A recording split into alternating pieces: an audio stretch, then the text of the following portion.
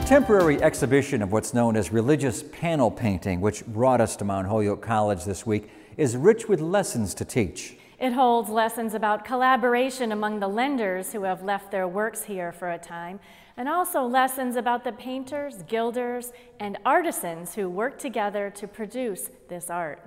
And it holds lessons about the strength of religious faith in the 14th century through the images of the Madonna and Child, as well as some favorite saints past and present. Special correspondent Sister Cathy Homrok has our story now on the art of devotion.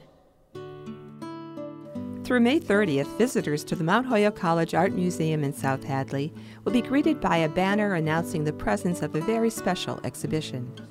The Art of Devotion, panel painting in early Renaissance Italy, was first displayed at Middlebury College in Vermont last fall and arrived in Mount Holyoke in February.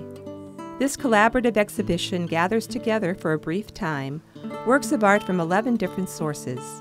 With wonderful color and reverence, it reflects the faith life and interconnectedness of people who lived and worked in Florence, Italy, more than 600 years ago. A new acquisition to the Middlebury College collection provided the Virgin and Child image for the banner and the impetus for the exhibition. Wendy Watson, curator of Mount Holyoke College Art Museum, happily remembers her visit from Middlebury College's curator. Katie Smith-Abbott, who was the instigator of this whole project, came down to visit us, and she was doing research on the painting that they had bought, which is by a fairly unknown artist named Lippo di Andrea. And so she was comparing it to works of art at Yale, at Mount Holyoke, at Cleveland. And once she got going on this, the people at Yale and I both said, gee, you could do a really interesting exhibition if you started putting all these things together. Surrounded by all this ancient beauty, it seems clear that great art is meant to be shared, and that understanding is clearly the driving force which brought together the individual elements which comprise this Art of Devotion exhibition. It is here at Mount Holyoke College for people from this area and beyond to learn from, to savor, and to enjoy. Some of the paintings in the exhibition actually do belong to private collectors, but most of them are institutional lenders like Yale and Cleveland and other museums.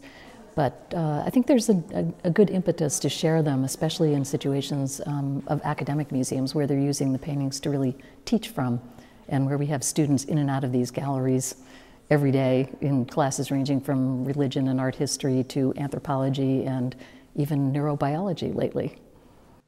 Though the age, the beauty, and the lessons the paintings hold about a particular period of time are enough to draw viewers into their wonder, it's also the way they are displayed that captivates those who come. The way we were able to install the exhibition and the design of it with using certain colors and certain kinds of lighting, and then including a didactic section of the show which actually explains and illustrates exactly how these paintings were made by the artists in the 14th century. I think it's taken everybody by surprise. I know a lot of students have come in and said just the ambience and the setting is so serene and peaceful that they come here just to relax. Victoria Schmidt-Schäuber, a Mount Holyoke College sophomore and newly declared art history major, is one of those students. With all of them being of the Mother Mary and the Christ child, it's extremely serene to walk through and to have all of these images come together. You get to see them up close. You get to really experience them very directly in the same way that somebody might have experienced them who was thinking of them as purely devotional images. You get to see the brushstrokes of the paint and the glittering of the gold and all the little tool marks that were punched in, and you can sort of imagine what they would have looked like by candlelight or in a smaller, darker space maybe that only had natural light. The exhibition also invites its visitors to see up close the tools and materials used by the Florentine artists of that time to create these paintings. One of my favorite parts actually about this exhibit is how they describe the process of piecing together the panel and the display that they have of the pigments that they would use. And color for me is so important when it comes to painting. So seeing the robes and the garments is really lovely. Not only are the elements within the paintings lovely to see, they also help those who study this artwork today to discover more about life in Florence at that time. They're sort of evidence in a lot of ways of cultural practices, religious practices, but also of things that are very concrete.